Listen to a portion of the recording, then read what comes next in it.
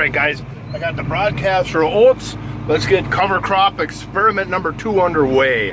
I love my ag leader. This is such a handy tool in here. And so with this broadcaster, there's rows out here. I can count rows to get my pattern going. But that's slow, it's unproductive. Sometimes it's very inaccurate.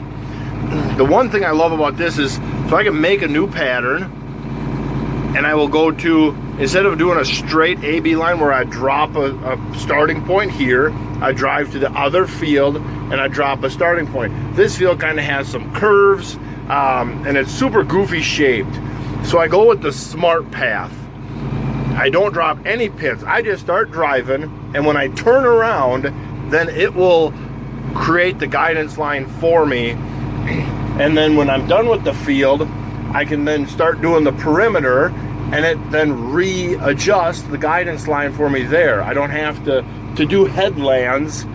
I don't have to make new lines for the headlands. I just start driving down one corner. When I get to the other corner and turn around and start coming back, it creates that path for me. So it's an extremely fast and useful tool.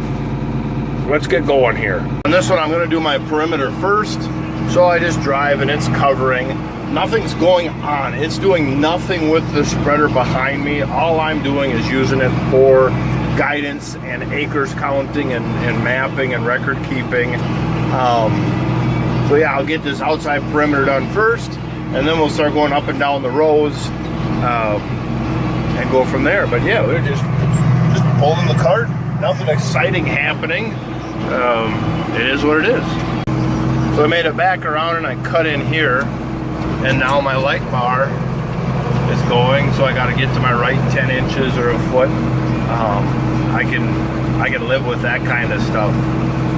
So it's super handy. And then yeah, I just follow that light bar as I go, and I don't have to sit here and fight to try and hold zero.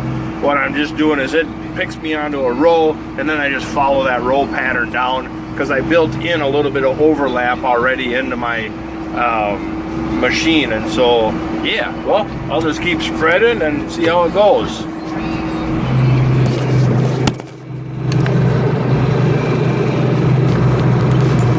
So I'm running over, I got the wheat spread. I ended up just doing this one field. The other 2 fields were a little too wet because of the springs in them. And as we're kind of the end of the season for seeding oats. So I'm just gonna do this one field as our test learning experience. So there's what I've done, and there's what I'm doing. All I'm doing is just kind of shaking. I'm not engaging the soil with the sweeps. I'm just running the rotary harrow like before. And all I want to do is just shake the oat seed through the residue, so the oat seed gets down to the ground and the residue is up on top.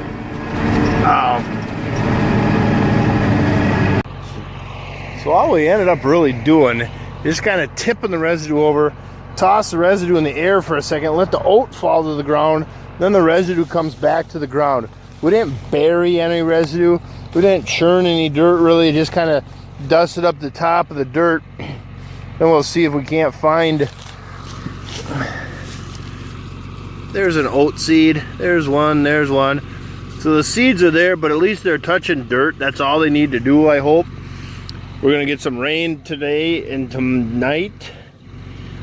Hopefully that's enough to punch them into the ground and get them started.